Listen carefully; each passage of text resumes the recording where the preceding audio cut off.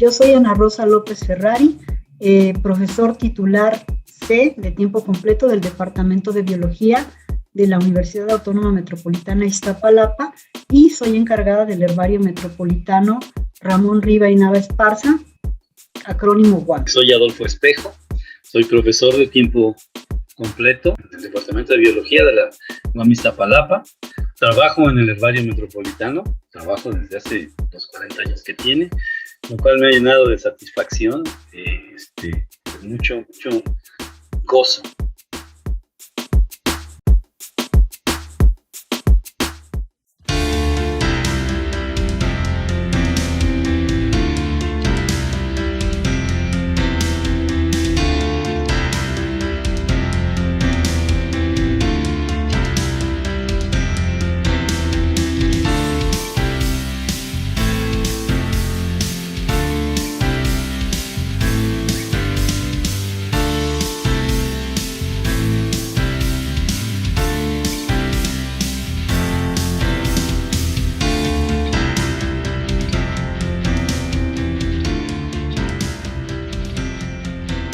El herbario, la colección científica del Herbario Metropolitano realmente está ligada a la dirección, a la División de Ciencias Biológicas y de la Salud.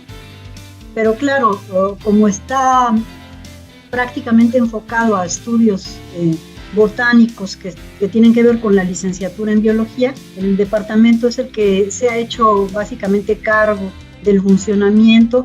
Los curadores somos la primera curadora del herbario fue la doctora Rosaura Greter, que junto con el doctor Ramón Riva y Nava Esparza, un teridólogo mexicano que desafortunadamente ya no está con nosotros, fueron los fundadores del herbario, ¿sí?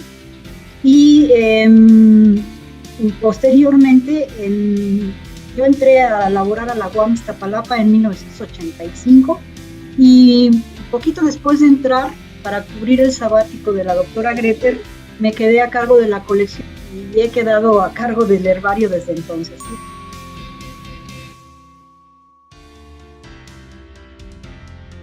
Un herbario es una colección de plantas secas que están montadas en una cartulina o en un medio adecuado y que están ligados siempre a una etiqueta que tiene información importante relativa a ese ejemplar. Entonces uno puede consultar ahí el nombre del ejemplar. Si hay nombres vulgares o comunes, también puede uno consultarlo. La localidad de donde ese ejemplar procede, el colector y el número de colecta de ese ejemplar. Y bueno, a veces hay más datos sobre la planta, el tamaño, el color de las flores, el tipo de vegetación donde crecía, que es un bosque de pino, y a veces hay etiquetas más completas que traen diversa información ya sobre los componentes de dichos tipos de vegetación. Pero visto de ese modo, es como una fuente de información, como una biblioteca en la que nosotros podemos llegar, ver y consultar pues, este ejemplar. ¿Qué año fue colectado? 1920.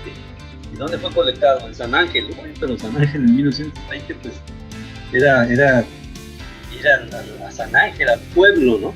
Entonces, históricamente son importantes porque nos permiten pues, ver cómo estaba la flora de México, o la flora de una región en particular en ese entonces, ¿sí?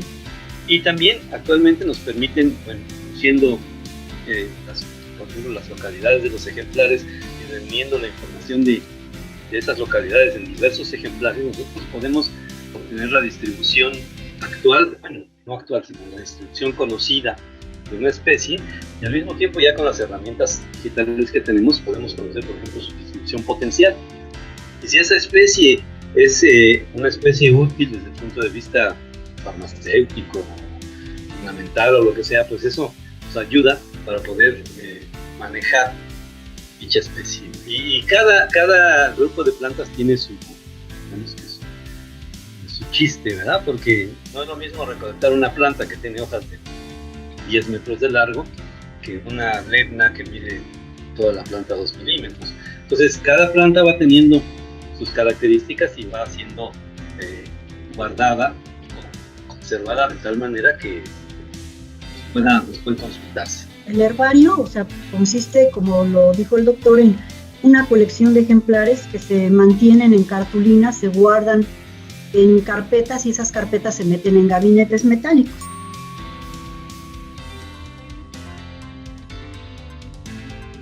Yo creo que surge por la necesidad de los profesores, tanto para investigación como para docencia, de contar con material pues, biológico, en especial botánico, para las prácticas de docencia y de enseñanza. Pero también surge en la parte de investigación, cuando los profesores de la UAM empezamos a participar en varios proyectos importantes, como fue la flora mesoamericana, por ejemplo, que requerían de salir al campo, colectar material para ver la distribución, hacer descripciones y horas claves de identificación, todo el material recolectado, ¿sí? De hecho, la flora mesoamericana ya es un proyecto consolidado, ya tiene, no sé, como 8 o 9 volúmenes publicados físicamente y está publicando más volúmenes ya digitales, porque ya estamos en la era digital, ¿no? También es importante un herbario desde el punto de vista de la docencia. Sería imposible, por ejemplo, enseñarles a los alumnos botánica sin plantas, ¿no? O sea, ellos necesitan conocerlas, pero obviamente si salimos a las plantas que hay en la unidad de Iztapalapa, pues van a conocer muy poquitas, no van a conocer todas las plantas que hay. Y el herbario, como tiene esas plantas, digo, disecadas y todo, o secas, todo, pero bueno, se conservan las características y es posible con eso mostrar a los estudiantes la diversidad vegetal en general. Y claro, desde el punto de vista de investigación más, nosotros hemos descrito alrededor de 130 especies nuevas para las plantas, que han sido principalmente bromeliáceas, pteridofitas o helechos, leguminosas, orquídeas también hemos descrito muchas. Entonces, esos son aportes nuevos porque nos permiten también conocer cómo va nuestra diversidad. Y empezó el herbario en un cubículo del edificio ese, ahora extinto, el edificio ese. Y pues eran 2 o 3 muebles que incluso se hicieron ahí mismo en los talleres de la universidad para guardar las carpetas con el material que se iba recolectando. Pues ocupado un lugar muy importante en la investigación, no solamente en la unidad, sino en muchas otras, para muchas otras instituciones que se dedican al estudio de las plantas. Es una colección de referencia importante. Entonces, pues sí estamos muy contentos de que pues siga creciendo, siga funcionando y esperemos muy pronto reanudar actividades, ¿verdad?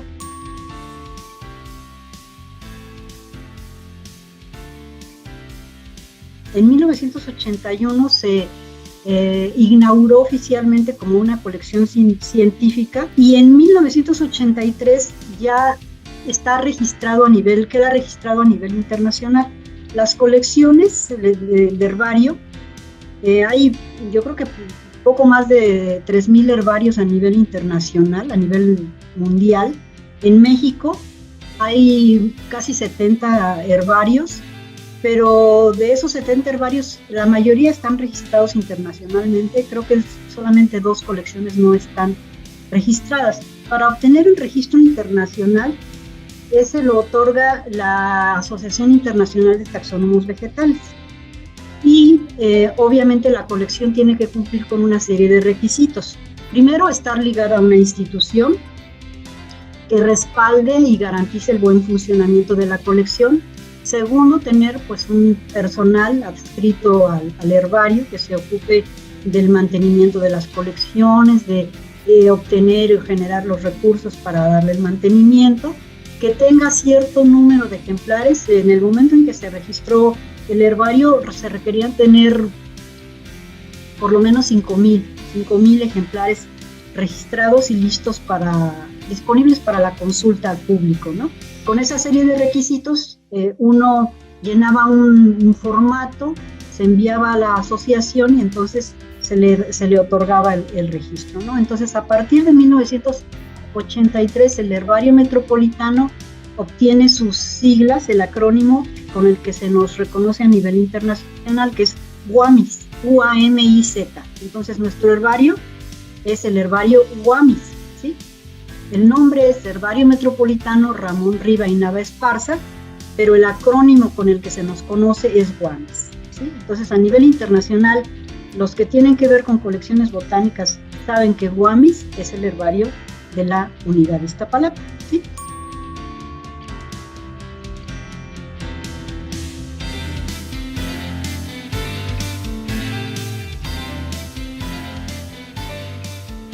Claro, hay obviamente herbarios mucho más grandes. Si pensamos en el Herbario Nacional del Instituto de Biología, son los 2 millones de ejemplares, pero ese herbario está desde 1929, ¿verdad? Nuestro herbario es un herbario joven, pero que ha mantenido un ritmo de crecimiento constante, y además es importante no solo por la cantidad, sino por la calidad del material que tenemos. Una buena parte de los ejemplares que están intercalados ahí pues son producto de muchos estudios de los mismos estudiantes, a través de PDIs, a través de servicio social, a través de tesis de posgrado, y obviamente pues el trabajo que le meten, o sea, no solamente en la colecta, en el procesamiento, sino pues en la investigación misma de los grupos, ¿sí? Entonces yo creo que es el resultado de un trabajo, de un esfuerzo colectivo, y que pues nos da mucho gusto, ¿no? Saber que hay un montón de alumnos, prácticamente todos nuestros alumnos han publicado sus resultados. Esa es una cosa muy importante, que el trabajo no se quede nada más en los ejemplares en la colección, sino que publiquen esos resultados de sus trabajos y que los den a conocer a nivel general, ¿sí? Entonces ese es un gusto enorme que nos da.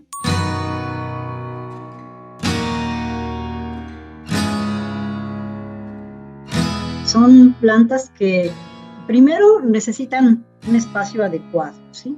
Y no es lo mismo guardar 5,000 ejemplares, que es con lo que empezó el herbario, a 86,000 ejemplares, ¿sí? Entonces, el reto más importante que tienen las colecciones para empezar es el espacio. Es decir, si uno piensa que una colección es infinita, es decir, uno sigue trabajando y colectando, uno no se pone límites y dice, mi herbario va a tener 100,000 ejemplares y ahí voy a parar, sino que bueno, pues sigue uno colectando, trabajando, se recibe material para identificar y quedan esos ejemplares de respaldo en la colección. Entonces, uno de los retos más importantes a vencer, pues es la disponibilidad de espacio, ¿sí? Cuando el herbario cumplió 30 años, se logró por parte de obtener el apoyo de la rectoría en ese momento, de la rectoría unitaria, para comprar compactadores. Es un sistema que ahorra espacio para las colecciones, es decir, montamos esos muebles en rieles y entonces evitamos el uso de corredores, ¿sí? de pasillos. Entonces, simplemente en el momento en que necesitamos abrir un pasillo, pues con los compactadores lo abrimos, y entonces eso ayuda a hacer más eficiente el uso del espacio. Pero aún así, nosotros ya en este momento tenemos problemas para incorporar material en algunas familias, que son sobre todo ejemplares bromosos, voluminosos, a los muebles, ¿sí? Entonces ese es uno de los más importantes. Segundo, los herbarios son instituciones caras, es decir, considerando primero todo lo que hay que invertir en los viajes de colecta, segundo, todo el procesamiento del material, es decir, tienen que estar montados esos ejemplares no en cualquier papel, sino que son cartulinas libres de ácido, y entonces eso exige obviamente cierto tipo de material, hacer el etiquetado, hacer la protección mediante camisas, meter en las carpetas, y además hay que darle mantenimiento anual. O sea, esas colecciones, aunque son plantas secas, de todas maneras pueden ser afectadas por plagas. Entonces, anualmente hay que hacer una fumigación preventiva. Y obviamente también es importante la actualización del material, la actualización académica, es decir, los nombres van cambiando, se van produciendo arreglos en la delimitación de las especies, y todos esos cambios hay que hacerlos en los ejemplares. Entonces, lo ideal en una colección es, pues, obviamente recibir visitantes que revisen el material de su especialidad, hagan los cambios, y entonces eso implica estar haciendo reetiquetados y revisando material. Entonces, los retos más importantes son esos: el espacio, tener un espacio adecuado, tener el mantenimiento adecuado, y eso obviamente requiere recursos. El espacio que tenemos nosotros no fue pensado idóneamente para una colección científica. Una colección científica de este tipo debería estar aislada completamente, ¿sí? En un espacio completamente aislado y controlado a la temperatura más o menos a 19-20 grados, lo que no es posible en las condiciones que tenemos ahora. Afortunadamente nosotros estamos en un sitio del país en donde no tenemos mucha humedad ambiente, entonces obviamente podemos darle un mantenimiento preventivo, y hasta ahora afortunadamente no hemos tenido problemas graves de plagas, ¿sí? Pero hay herbarios que se han perdido íntegros, ¿sí? Por el ataque de plagas, sobre todo en zonas tropicales húmedas, ¿sí? Tabasco, por ejemplo, ¿sí? Entonces entran, como no puede uno estar revisando el material todo el tiempo, si uno no descubre el sitio de origen de una plaga, pues se acaban las plantas, o sea, las hacen polvo, ¿sí? Entonces es muy importante darle el mantenimiento preventivo a las colecciones, ¿sí? Son básicamente los retos que tenemos ahora. Y bueno, otro importante es, como ya lo mencionaba el profesor Espejo, la tendencia es hacer pues, la digitalización de ese material, ¿sí? Nosotros no lo tenemos digitalizado más que el material tipo. ¿Qué es eso de material tipo? Comentaba el doctor que hemos descrito especies. Cuando uno describe una especie nueva, uno tiene que proponer lo que llamamos tipos nomenclaturales. Es un ejemplar al que queda ligado de manera permanente el nombre que nosotros estamos dándole a la especie, y ese ejemplar es el que va a regular de alguna manera la aplicación de ese nombre. Entonces, esos ejemplares tienen un valor muy, muy importante, porque en el momento en que se pierde un tipo, empiezan los problemas de la aplicación de los nombres de las especies. Entonces, todo ese material está digitalizado en nuestra colección, porque en el año 2013 firmamos un convenio con el herbario del Instituto de Ecología del Centro Regional del Bajío en Pátzcuaro y con la Andrew Mellon Foundation para digitalizar ese material, pero obviamente pues es nada más los ejemplares tipo, que deben ser, pues no sé, 500 ejemplares, no más, ¿sí? Y el resto de la colección no está digitalizada, porque obviamente se requiere un equipo especializado, se requiere pues pagarle a una persona que se encargue de tiempo completo en la digitalización de esos ejemplares. Entonces ese sería también otro reto importante, que a largo plazo pudiera contarse con los fondos necesarios, con los recursos financieros necesarios para iniciar la digitalización de la colección del herbario metropolitano. Cuando estaba todavía el herbario en el edificio ese, una de las secadoras se quemó. Lo que pasa es que obviamente, pues para poder secar el material, a veces tienen que estar la secadora funcionando día y noche. No podemos apagarla porque obviamente las plantas al empezar a secarse lo que hacen es perder agua, ¿sí? Y si nosotros apagamos la secadora, pues todo eso queda muy húmedo y se empieza a generar hongos y se echa a perder el material. Entonces esas secadoras, una vez que mete uno el material, tienen que estar funcionando a veces 3-4 días hasta que se seca completamente el material, las plantas. Y se quemó esa secadora en el herbario, cuando estaba en el herbario en el edificio ese. Afortunadamente, pues había personas, se pudo controlar y no hay problema. Ahora en el herbario, en las instalaciones que tenemos, eso ha sido también una de las enormes ventajas y cosas que hemos logrado obtener, hay ya detectores de humo, ¿sí? Entonces, siempre es un riesgo en ese tipo de colecciones y utilizando, en el caso de la secadora, o incluso aunque no usemos secadora, a veces un cortocircuito, el herbario es puro papel, todo es flamable. Entonces, en el momento en que haya un fuego no controlado, el herbario desaparecería completamente. Un herbario es una colección viva, es decir, tiene que estar creciendo. Si la usamos para docencia, toda la parte de la colección, el material que usamos para docencia, se va deteriorando con el uso mismo que los estudiantes le dan, pero es importante que lo hagan. O sea, en el laboratorio pues, los estudiantes tienen que ver el material y tocarlo pues, para saber cómo es o qué es, y eso lo deteriora. Entonces un reto es mantener que esas colecciones estén continuamente poniéndose al día para poder realmente cumplir con su función. Entonces un reto es ese. Igual para la investigación, ¿sí? Para poder publicar nuevas especies, para poder conocer la taxonomía de un grupo determinado, pues es importante estar recolectando material, y es un reto ya ahorita, no solo por los narcos, como ya había dicho, sino por los mismos, el tipo de proyecto que hacemos.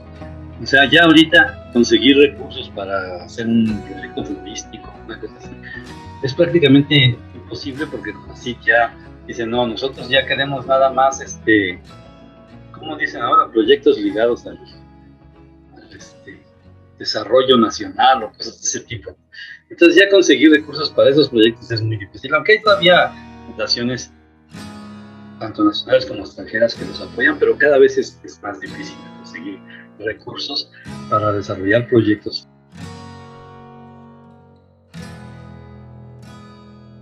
Aquí en Tepoztlán y Tlayacapan, Morelos, es una planta, es como un agave, pero una planta grande, de metro y medio de alto. Y un día la vimos en Tlayacapan, si mal no recuerdo, Morelos. Pero la vimos que adornaban los nacimientos. Y agarraban plantas pequeñas y como la inflorescencia es muy colorida, muy llamativa, pues la ponían en los nacimientos. Y eso está raro, o sea. Y ya pues empezamos a indagar y todo. Sí, pues es que la baja de aquí la gente y todo eso. Y buscando, pues ya vimos que ahí en todas las montañas de Tepoztlán, de Tlayacapan, pues crece esa planta, pero crece en taludes, en riscos, en lugares muy inaccesibles. De hecho, para ir a bajar las plantas en diciembre, o las plantas que quedan ya, pues se organizaban brigadas de ahí, de la gente de los pueblos, y iban con cuerdas y con todo el equipo necesario para poder bajar esas plantas y poderlas llevar para adornar sus nacimientos. Y la describimos como nueva especie, y después incluso esa nueva especie ganó un premio a nivel internacional, precisamente por toda la historia que hay detrás de esa planta, ¿no? De que una planta que se usaba desde, no sé, hace 200, 300 años para adornar nacimientos, y no estaba descrita, no se conocía científicamente, o sea, oficialmente. No tenía nombre. Sí, no tenía nombre científico, ¿verdad? Porque como tuvimos la suerte, la fortuna de encontrarla, de verla, Tillandsia religiosa. Y le pusimos religiosa porque lo utilizaban precisamente en esas ceremonias religiosas. Describimos una orquídea miniatura que mide, no sé, como 5 o 10 centímetros de alto, de las lagunas de Zempoala, ¿sí? De unos pantanos que estaban ahí junto a las lagunas, y la encontramos pues como todos los descubrimientos, ¿no? O sea, la serendipia, íbamos buscando otra cosa y nos tropezamos y ahí estaba la planta, y ahí esta cosa ya la vimos y también la describimos, ¿no?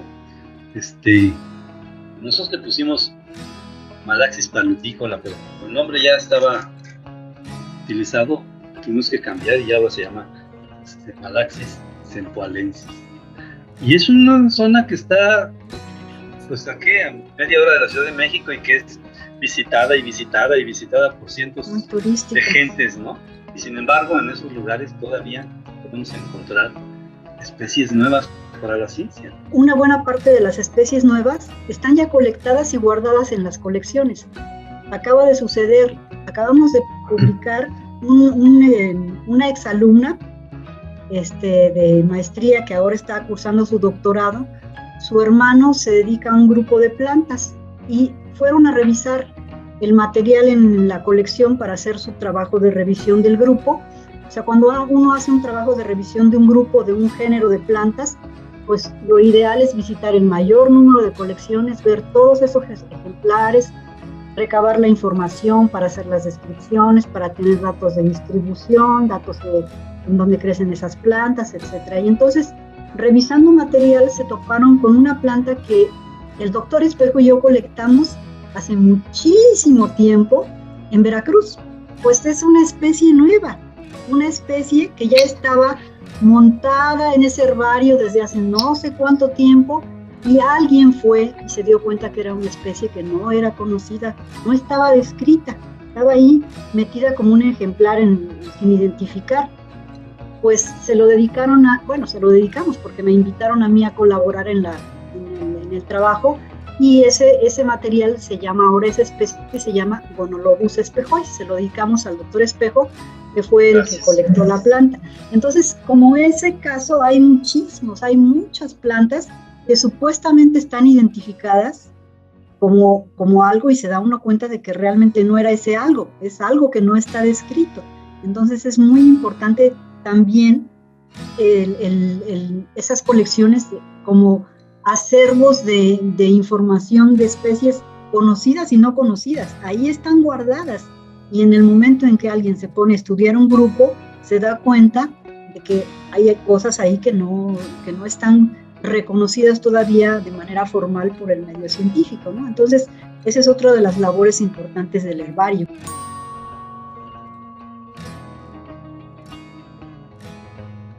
Esto de la descripción de nuevas especies, pues sí, tiene que ser un proceso muy formal. Es decir, no simplemente decimos, esta es nueva y ya, sino que hay que describirla, o sea, hacer una descripción, nombrar el tipo y además publicarla. Entonces, todas esas especies obviamente están publicadas.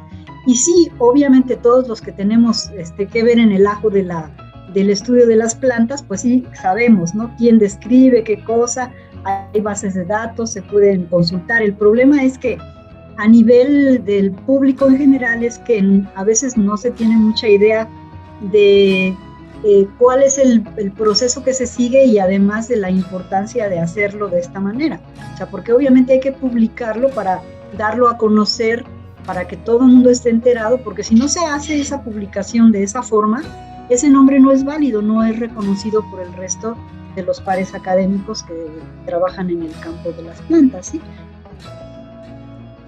Bueno, puede ser que uno salga a recolectar, colecte material y entre ese material venga una especie nueva. Pero entonces, toda la historia empieza en el proyecto que vamos a organizar. ¿Qué vamos a hacer? Que la flora de Morelos. Entonces hay que salir a recolectar aquí y allá, planear, salir y empezar a recolectar material. Y ese material se va quedando, pero imagínense, en México tenemos cerca de 30,000 especies de plantas vasculares. Uno se encuentra una especie y puede decir es nueva, pero eso no es tan sencillo. Hay que corroborar que es nueva de veras. Y eso implica visitar otros herbarios, ver todos los tipos, ver descripciones, etc. Ya que está uno seguro que es nueva, entonces ahora ¿qué nombre le pongo? Hay reglas para poner nombres. Ya que le puse nombre, pues hay que describirla, publicarla, nombrar un tipo y designar en qué herbario va a quedar depositado ese tipo para que no puedan consultarlo. Entonces es todo un procedimiento interesante.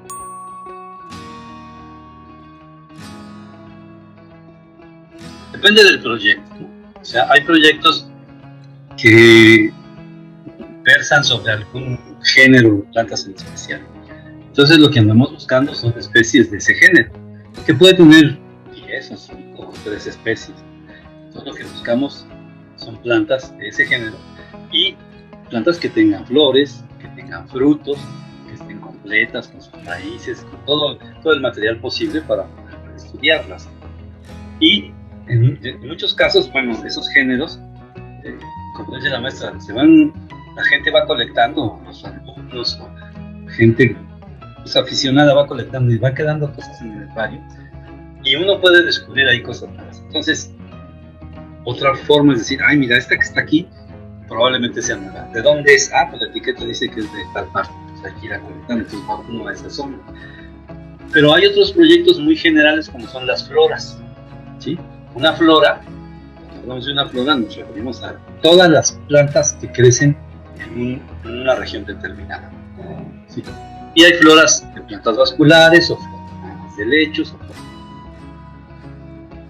Entonces, cuando uno está trabajando en una flora muy general, pues vamos al campo y recolecta todo aquello que tenga flores, frutos y que sea candidato a hacer un ejemplar completo en el herbario, que realmente sirva para que cuando otra gente lo consulte pues pueda haber características diversas en el espécimen, ¿sí? Ahora, hay veces que todo esto suena muy bonito, pero hay veces que uno no encuentra el ejemplar con flores o cosas y que pues, tiene uno que a veces recolectar, aunque sea, ay, pues el único que hay, pero está raro, mira, tráetelo. Entonces, todas esas cosas también van entrando. Y esas cosas que a veces está raro, tráetelo, son los que nos dan sorpresas. Pero en general, pues, lo que uno busca es ejemplares completos, con flores, con frutos, con raíces, tallos, con hojas, todo lo que tenga. Y busca uno hacer pues, por lo menos 2, 3 duplicados.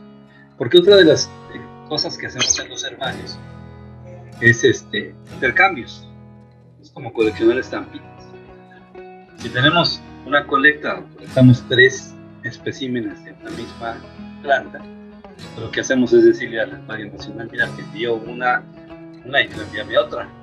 Entonces, así vamos aumentando las colecciones. Y la diversidad en las colecciones, de tal manera que eso también sirve de apoyo para el crecimiento de las colecciones. Y depende del grupo de plantas. Hay plantas herbáceas que pues, se colectan completitas. Desafortunadamente no estamos físicamente en el herbario, pero los ejemplares tienen un tamaño determinado.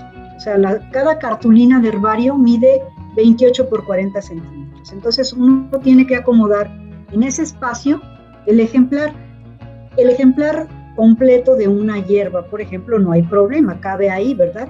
Pero obviamente si uno quiere colectar un árbol o una cactácea columnar o un agave, pues hay que fraccionarlo, hay que saber cómo conformar un ejemplar de herbario de manera que quede representado en un conjunto de cartulinas de pliegos de 28 por 40 el espécimen lo más completo posible.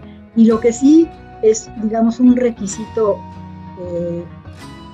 que debe cumplirse es que las plantas estén fértiles. ¿Por qué? Porque para identificar el material se necesitan flores, ¿sí?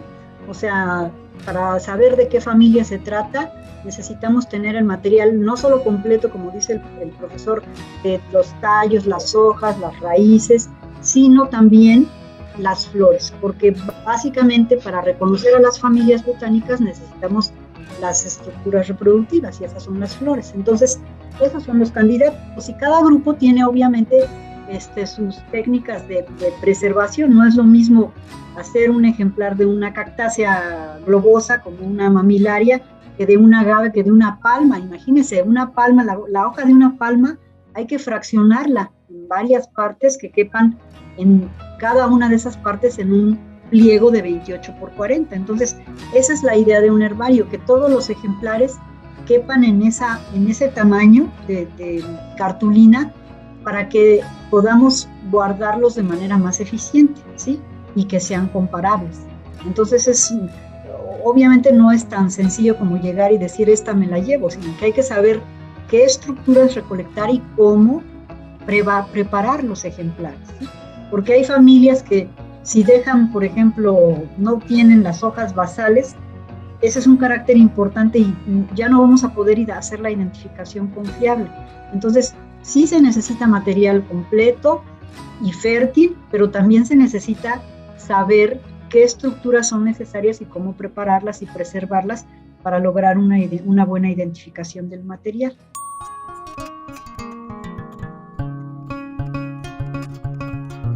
Hay un proyecto que se hizo, no nuestro, obviamente, pero uno de los estudiantes de doctorado participó, que se llama la Flora Alpina de México. Entonces, lo que ellos estuvieron haciendo fue recolectar de manera sistemática en las zonas alpinas de todo el país, y entonces lo que hicieron, al estar revisando material en las colecciones para corroborar identificaciones, se dieron cuenta de que había variado el intervalo altitudinal en el que encontraban los especímenes en esta época con respecto a colectas del pasado. Entonces, eso obviamente es una respuesta al cambio climático. Las plantas van creciendo a altitudes mayores, ha variado. Obviamente, ¿por qué? Porque son plantas que requieren condiciones de frío, de viento, que solamente están en las zonas altas montañosas, ¿sí? Entonces sí, obviamente que es importante la información que está vertida en los ejemplares. Obviamente, si queremos hacer un estudio comparativo de la historia de las floras a lo largo del tiempo, no solamente para ver, como dice el profesor Arias, en las que en algún momento hubo vegetación natural y que ahora ya no existen más. A nosotros nos pasó. Nosotros hicimos el proyecto de las orquídeas del estado de Morelos y colectamos muchísimas de esas plantas en las barrancas que están al norte de Cuernavaca. Ya no existen más. Esos sitios están completamente, no urbanizados, pero digamos que hay casas, ya son zonas residenciales, ¿no? Esas plantas ya no se encuentran más. Entonces, en el herbario es en donde nosotros podemos decir, mira, en estas barrancas que estaban al norte de Cuernavaca, en esta época había bosques de pino encino y crecían estas especies. Ahora no hay más, ¿no?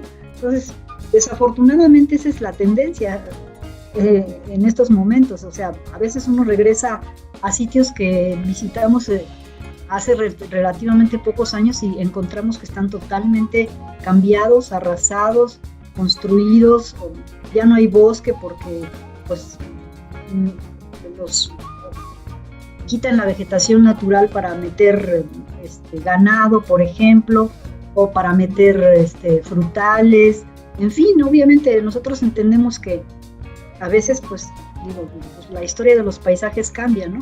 Pero el herbario de alguna manera es, digamos, como el reservorio de información de los cambios que se han podido dar a lo largo del tiempo en la vegetación. Y además tenemos la enorme ventaja de que los herbarios, si se cuidan, son colecciones que duran mucho tiempo. O sea, si se les da el mantenimiento y se trabajan con los cuidados suficientes, el manejo del material se hace de manera cuidadosa. Hay herbarios, tenemos ejemplares de 1800, 1900 en muchas colecciones de herbario. Uno puede ver los cambios climáticos con eso. Yo recuerdo que había otro trabajo también de una especie de Pinus rossi, en el que también estaban viendo que ya no crecía arriba de cierta zona porque ya el calentamiento no se lo permitía o una cosa así. Entonces todos esos bosques de pinos pues iban reduciéndose por el mismo calentamiento. Y eso se hizo estudiando ejemplares herbarios. Otra labor fundamental del herbario es preservar el material de respaldo de muchos estudios que ya no tienen realmente que ver con lo que hacemos nosotros, que es taxonomía, sino, por ejemplo, con lo que hacen, por ejemplo, biólogos experimentales, ¿sí? Que trabajan, por ejemplo, compuestos, con aplicaciones en medicina, por ejemplo, ¿no? O, por ejemplo, los anticonceptivos. Los anticonceptivos, de alguna manera, la información básica para saber que una planta podía usarse como fuente para la obtención de fármacos anticonceptivos fueron un estudio de la flora en Tabasco, ¿sí? Si mal no recuerdo, toda la comisión, incluso se formó una comisión completa para el estudio de esas plantas, que era la comisión de las dioscorias, ¿sí? Entonces, en el herbario no solamente es el lugar en donde queda respaldado esos ejemplares de alguna manera ligados que garantizan el que sepamos que cierta planta que estamos diciendo que tiene principios activos para hacer tratamiento de ciertas enfermedades, que podamos corroborar que de veras es esa especie, ¿sí? Entonces es a eso le llamamos nosotros material de respaldo, es decir, respalda la información de la planta que se está utilizando para la aplicación en diferentes protocolos médicos o alimenticios o de cosmetología o bromatológicos, en fin. Entonces es igualmente un repositorio de ese material que respalda esos estudios ya no de taxonomía, sino de otros campos que tienen que ver con plantas, ¿no? La mayor parte de la comunidad estudiantil no sabe que hay una colección y que es importante y que está abierta para que todos la consulten. Es una colección pública, ¿sí? Abierta para todos, formada con recursos de todos nosotros y obviamente, como dijo el profesor, los herbarios son colecciones vivas y están ahí para que se consulten. Un herbario que no se consulta es un herbario que no sirve para nada. Entonces, mientras más gente lo visite, lo consulte, lo utilice, pues mucho mejor, ¿no?